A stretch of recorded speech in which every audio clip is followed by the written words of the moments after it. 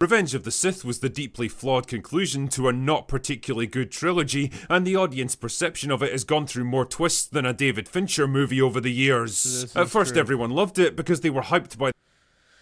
Okay, so rewind.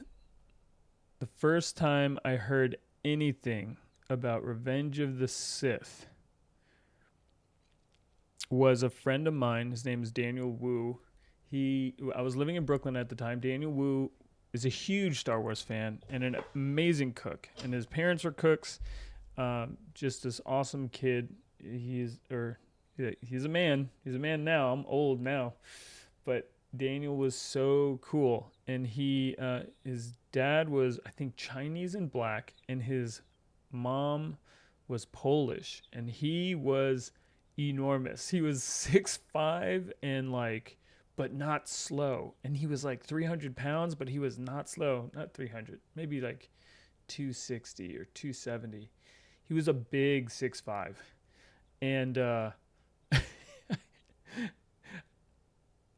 he was a huge Star Wars fan, and he was a huge Lord of the Rings fan. And I remember sitting in my apartment in Brooklyn in my one bedroom, and he came back from the theater. He was able to go see Revenge of the Sith the opening day. He had camped out for it or something.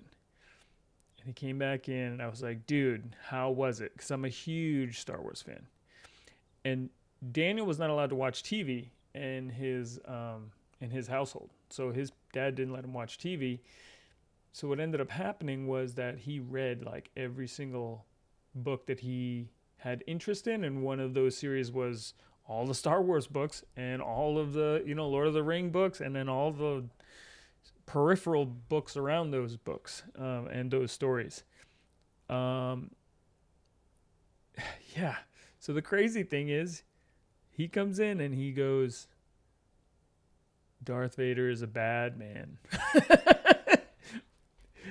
And he just said it in his deep, Daniel had such a deep voice, has such a deep voice.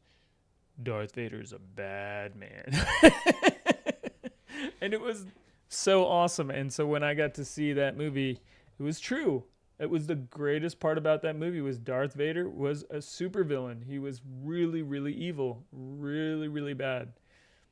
And the truth of the matter is, it's because whoever wrote that movie had watched the first 3 movies and had actually said, you know what? This arc of this person has to be in here because in the next 3 movies, it makes sense for them to be in there. I can't say that any of these other peripheral movies or shows have done anything even close to that.